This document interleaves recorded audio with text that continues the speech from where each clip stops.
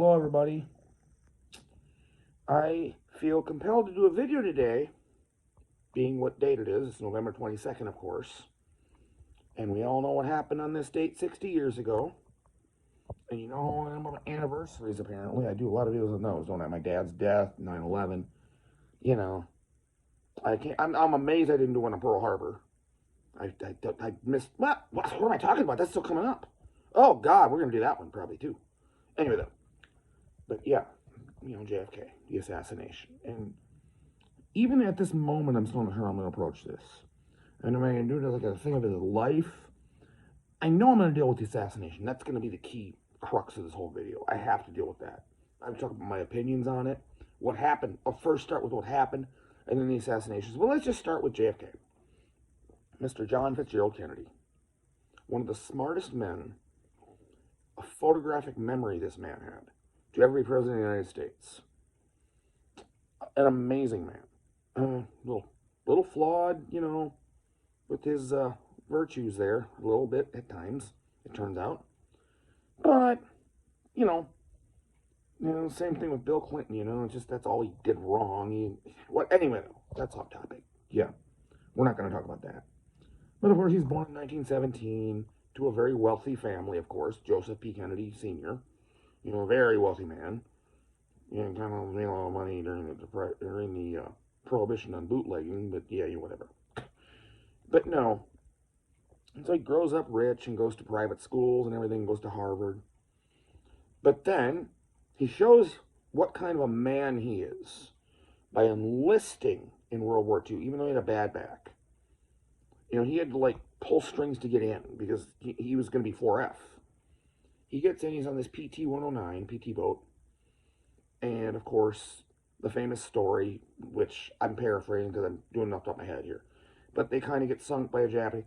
And Kennedy, basically, not only do they swim to a nearby island, but he's holding up one of his boatmates with his, from where, he had a strap on his unit that he, Kennedy's got in his mouth.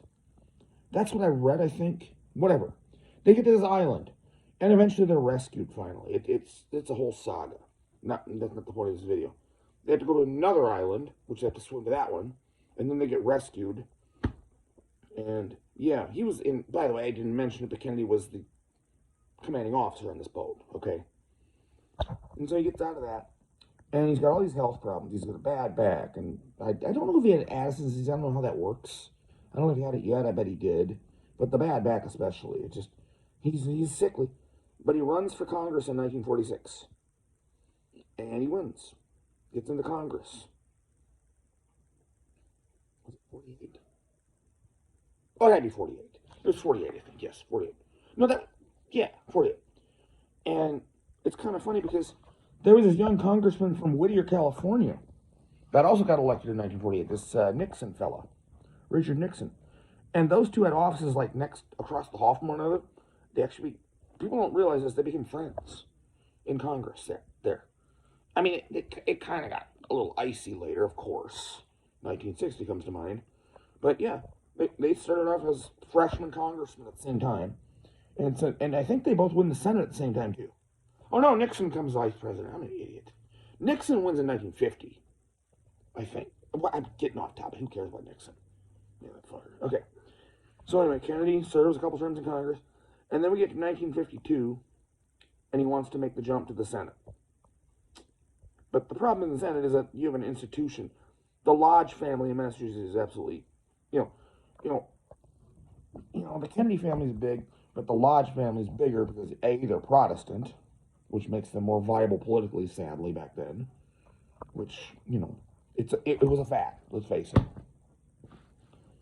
And so we get to this election, 1952. JFK runs against him, though, in the primary. Well, yeah, he's a Republican, wasn't he? Yeah.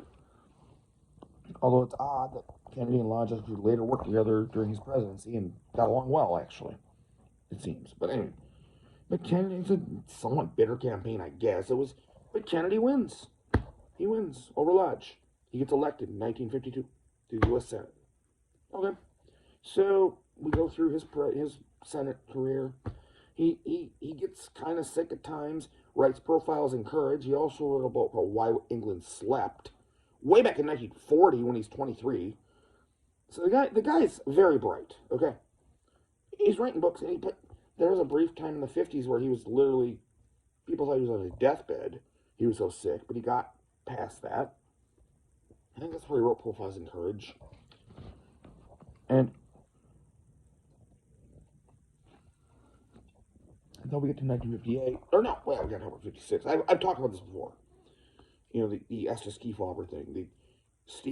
Adlai Stevenson wins the Democratic nomination, and to fill his vice presidential slot, opens it up to the convention, which I still think is a bad idea.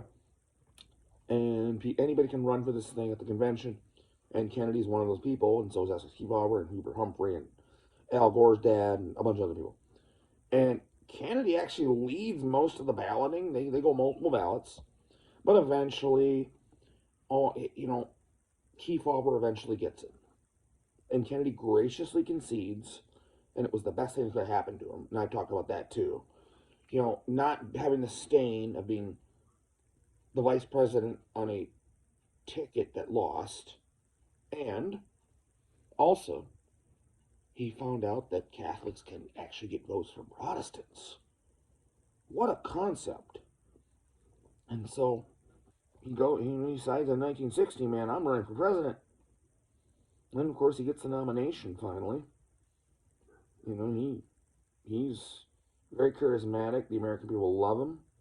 He wins primaries that he enters, including the West Virginia primary against Hubert Humphrey, where it was thought that, being that he was Catholic and Humphrey was Protestant, that West Virginia, very, very Protestant state, and it was thought that those people would vote against him just on prejudice alone. But Kennedy wins the damn thing. I mean, that pretty much nailed the nomination for him. He gets it, nominates Lyndon Johnson as VP. They go against Nixon and, ironically, Henry Cabot Lodge for VP.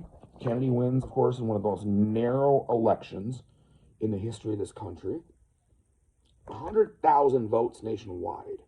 I think Bush-Gore, in which, Gore actually got more points, more votes than Bush, the winner, was a wider spread. Anyway. So his presidency, the Bay of Pigs is a fiasco. I'm just going to go, we're going to get the quote, sorry, God help me, I'm slurring a bit. We're going to get the assassination, is what I'm trying to say. But I'm going to go quickly through his presidency. I mean, the Bay of Pigs, the meetings with Khrushchev and everything. And then, of course, the Cuban Missile Crisis, the space race, all of it. Vietnam is kind of starting to happen. And we get into 1963, and, things like that happen. And the Democratic Party is starting to fissure within itself. You got a right wing and a left wing, and that's why Kennedy went to Texas to begin with. And so, you get within the state of Texas itself, like, the right wing of the party is like John Connally and people like that. The left wing is like Ralph Yarbrough, and people like that. And they can't even stand to look at each other, let alone communicate. And so Kennedy feels like, I gotta go to Texas and do a 3-day tour and kind of help this out. And Lyndon can come with me. He's from there, of course. And so they go to Texas, and he goes to San Antonio and to Houston. Flies into Fort Worth on Friday morning. Yeah, Friday morning, November 22nd. He opens the morning. First thing he does is I don't know how this worked. He went out to a parking lot at the hotel he was staying at and gave a little impromptu speech with Johnson and Yarbrough and everybody there. And then he goes back inside. And then there's a later speech that morning, the Chamber of Commerce speech, the famous one where he's been, the guy from there is going to present him with a 10-gallon hat that he can wear, But he didn't do that. He didn't put hats on. But he was graceful about how he turned it down. He took the hat, but he's not going to put it on, right? He said, yeah, if you come to the White House Monday morning, I'll maybe put it on then, and haha, I really laughed. He had a way. That's one thing about JFK. I didn't really mention that, but he was very, very quick on his feet. His press conferences are legendary. You should go on YouTube and type in JFK press conference. I mean, he's so quick-witted. This man is brilliant. Okay? Very smart man. And another thing about JFK that's fun to watch, to look up, is some of the phone calls he had to make. There was one. What the hell was it? Okay. Apparently, some guy in the Navy or something. I can't even remember. God, I shouldn't even gone in this. I've seen it so long, I don't remember. But basically, JFK dresses this guy down because he screwed something up. I mean, he had like ordered this thing that was way too big a budget, and then like I don't know, but he just dresses this guy down. Oh, you didn't want to mess with JFK apparently. Yeah. It sounds like a fuck to me, that kind of thing. He was pissed. He went Rich Fisher on the bit, okay? But anyway, all that. Okay.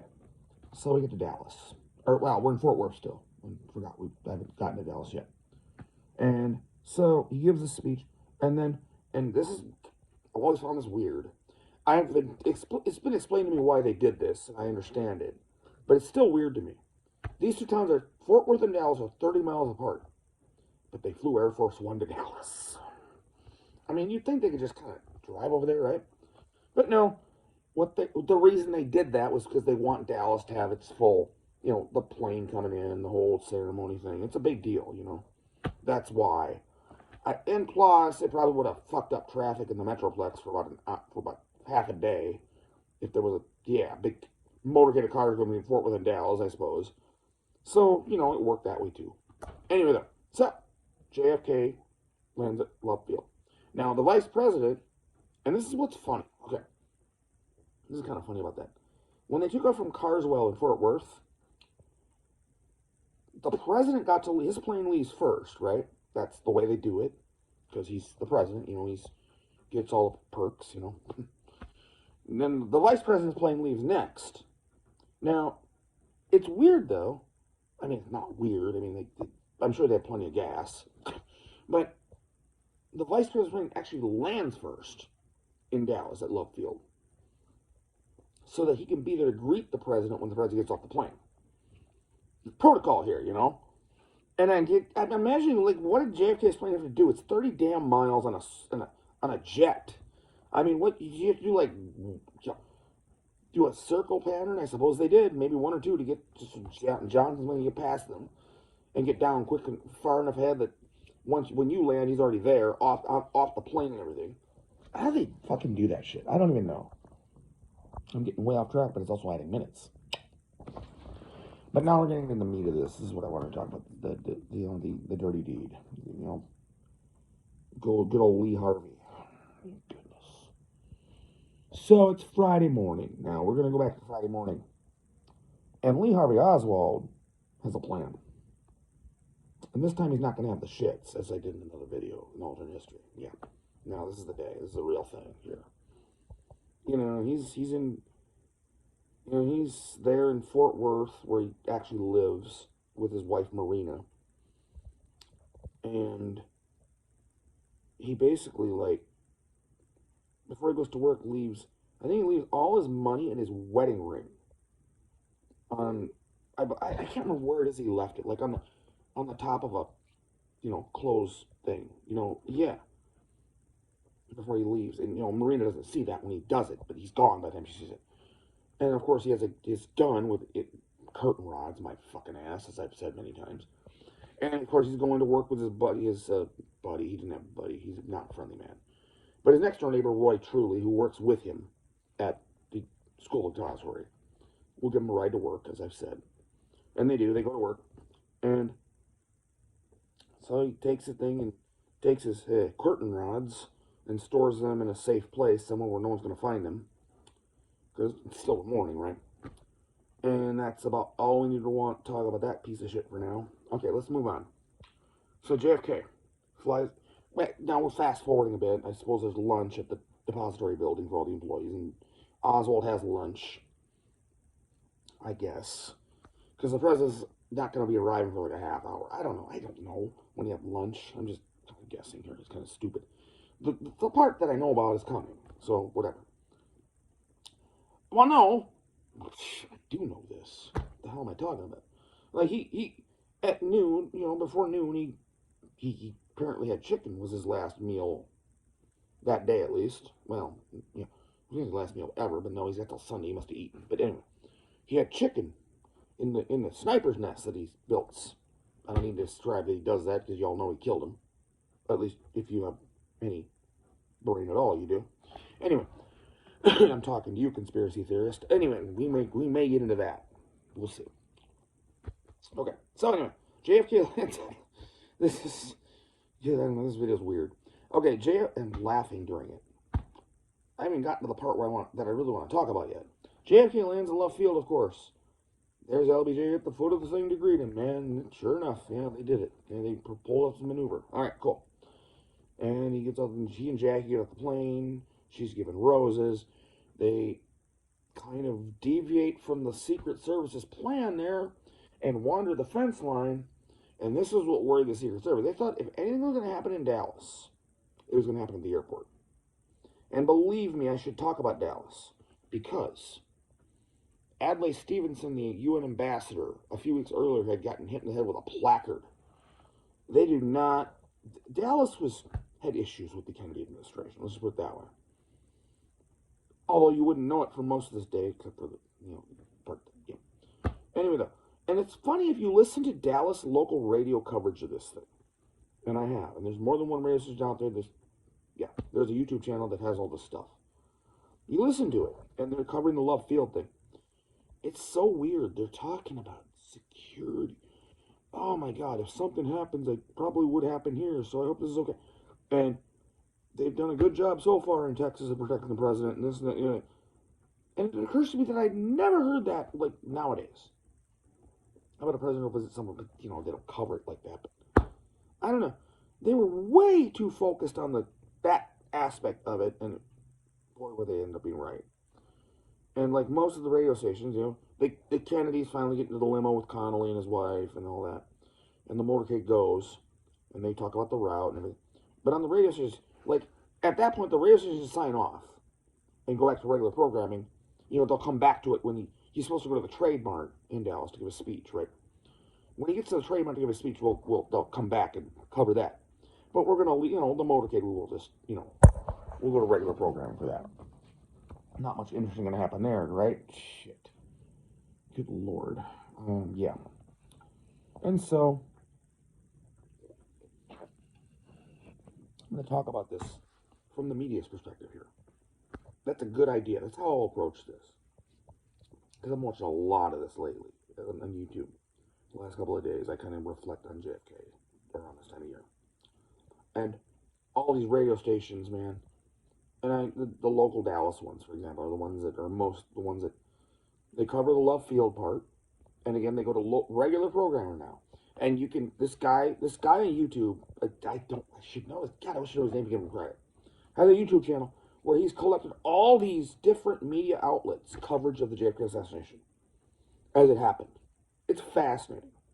And of course, he has some from Dallas, and the radio stations are the ones I'm interested in. KLAF, for example. KLAF Dallas. And again, like I said, they cover the Love Field portion of it. And, they kind of sign off and go back to regular programming. They play, radio was weird back then. Like, they play a song, there'd be a commercial for like 8 minutes, and then, I'm exaggerating. There'd be another song, and then another commercial. There was no less talk, more rock. None of that happened. No. It was a song, commercial, maybe news. It was okay. It was weird. But you're listening to this now. This is while the motorcade's happening, right?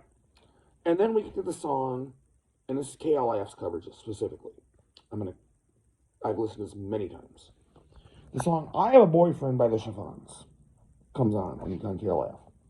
And the song plays, and they've been talking, between songs about, we're going to be covering JFK's speech at the Trade Mart, this, that, and the other thing. And this song plays, and then you hear this siren sounding thing happening in the middle of the song. I can't do it, but it's a bulletin sound, And suddenly, there's this bulletin. Shots fired at the presidential motorcade. And that's pretty much it on the first bulletin. And, and they go back to the song. They go back to their program. And what else they can do? They don't know anything yet. They know nothing, and then the song plays and they go into other things. And then there's another bulletin. And now it's more specific. 3 shots fired at the president's motorcade today in downtown Dallas. And, I think in the second bulletin, but no, I think it took up to the third one. Because they go back again to regular programming. And now the third bulletin comes, and now we're all business. Because now it seems that the president's been hit. And Governor Connolly of Texas has been hit. Well, Texas, they didn't say Texas, they're in Texas. They know who Governor Connolly is, of course. But, yeah. And so, now, it's what's I'm going to say funny. What's odd about this is that the president is already dead at this point. They just don't know it. And I think they kept it from us so that LBJ could get out of town safely. You know what I mean? But anyway, though, that's the theory I've always had. But yeah, the president basically died when a bullet hit his brain. And I'm not going to go into the details about the actual shooting itself. We all know. That thing just, There's no way he's living through that. I mean, he had a pulse. If you watch the movie Parkland, he did have a pulse in the emergency room, but it's just, he had minutes to live. You know what I mean? So, anyway, though, I'm just going to do this from the media perspective here. And so, as we get further along, and now we're starting to get more and more, I think they might have even at the third one, they might have had, they didn't know where to go with it. They didn't know where to go. So they went back to, they did more stuff. They might have still played commercials and stuff. And then, they had mobile units. Joe Long, KLF 1190 and out. I was listening to this one last night. I remember that. That's how they'd end their mobile unit. Like they had a car with stuff, microphone in it, whatever, that he could go around and. They had a really good news team, apparently. It was actually quite impressive what they did. But, Joe Long, 1190 and out. I love that. 1190 was their call numbers, I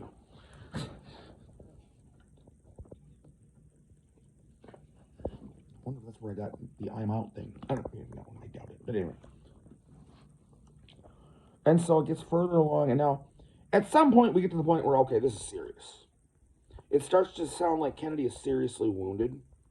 And so radio stations like KLIF and networks like NBC, CBS, ABC, and all radio stations and everything are now full bore on this thing.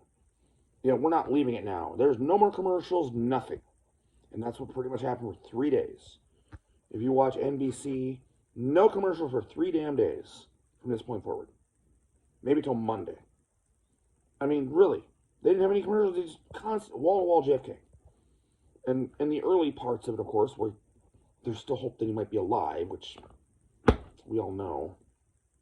And that's what's tragic about listening to these things from my perspective, is of course, I know what's going to happen. It's always, you always hear the same stuff from all the outlets that this guy in his YouTube channel has.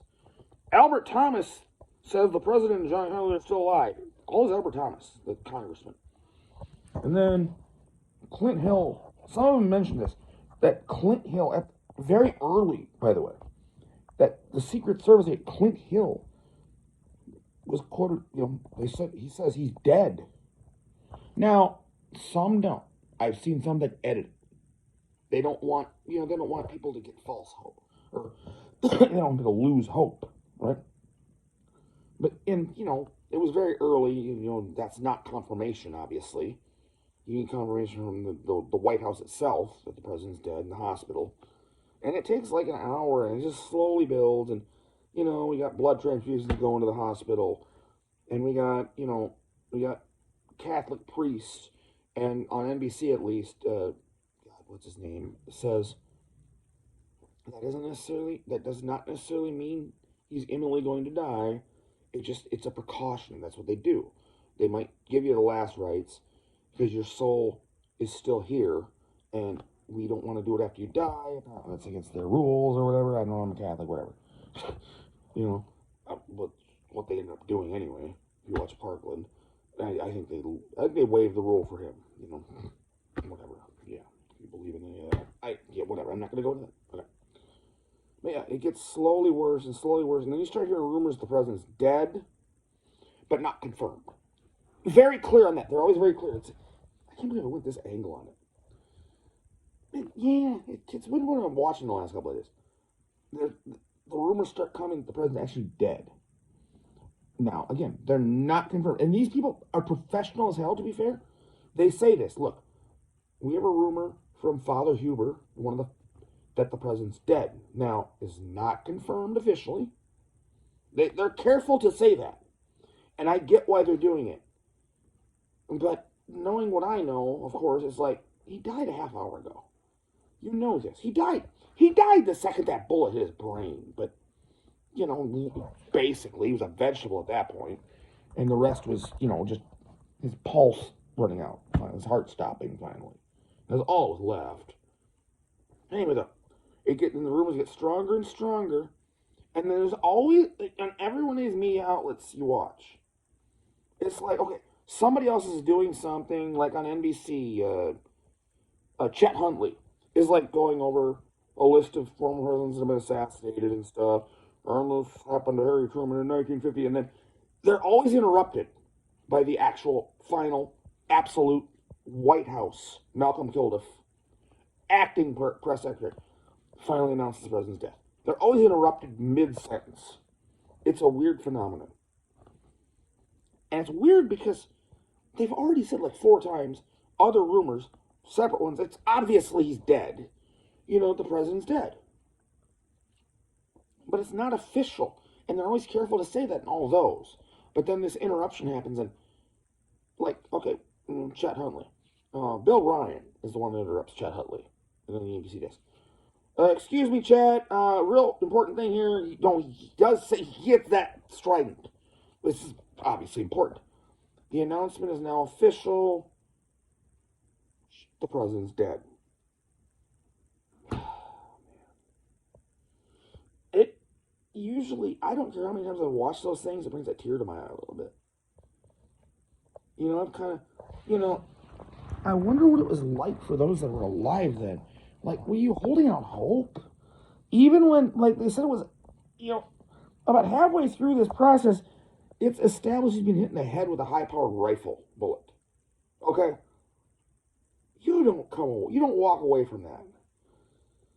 I mean, it's probably hope, but it's just, you can't even imagine a president being assassinated. It'd have been 60 years, right? 62 in McKinley. We don't do that anymore, right? What a moment. What a sad weekend it became. It just,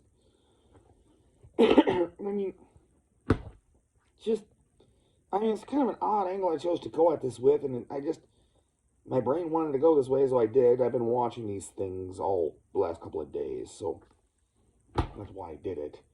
It's fine. You all know about the JFK assassination itself. And I'm not going to get into the conspiracy crap or anything, and I believe it's crap, and I will say again, as I said previously, that, yeah, I think Oswald acted alone. I do.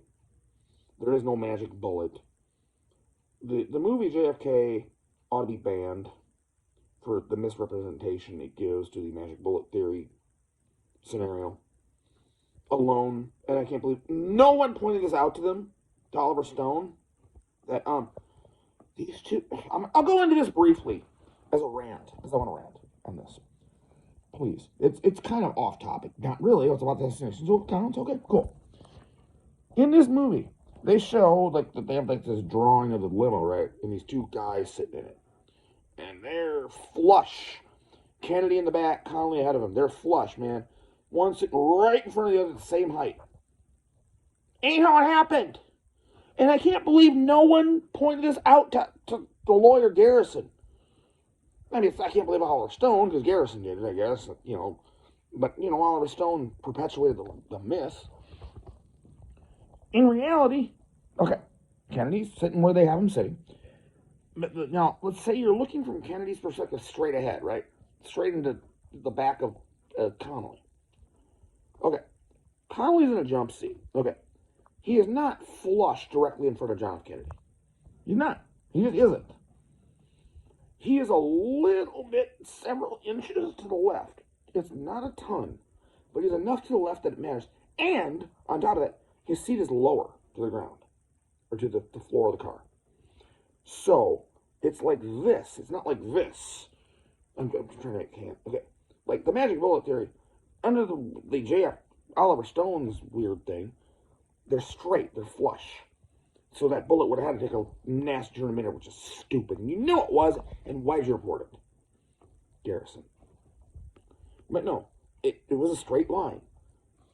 This bullet could have done all that, and that's all I'm going to say about that. The magic bullet was not magical at all. It hit, by the way, too, I'm going to bring this up about that bullet. Vince Bugliosi's done this, and they've done studies on this. Yes, it made 7 wounds and came out somewhat pristine, but you know what? It hit all solid, or it hit all fleshy tissue. It never hit a bone. Maybe, other than maybe Connolly's wrist at the end, which is why there's a little bit of a thing on it. But that was it. You know, I don't know. So, JFK is dead. We go this weekend. Oswald gets shot on Sunday. The funeral's on Monday. I'm at a half hour. I felt like I had to do something. It's really odd. Yeah, odd to listen to, actually. I'm kind of wondering how it's going to sound. But, you know, whatever. I got a video in. I think it's about JFK assassination. That's fine. And so, I'm going to sign out right now. I am out.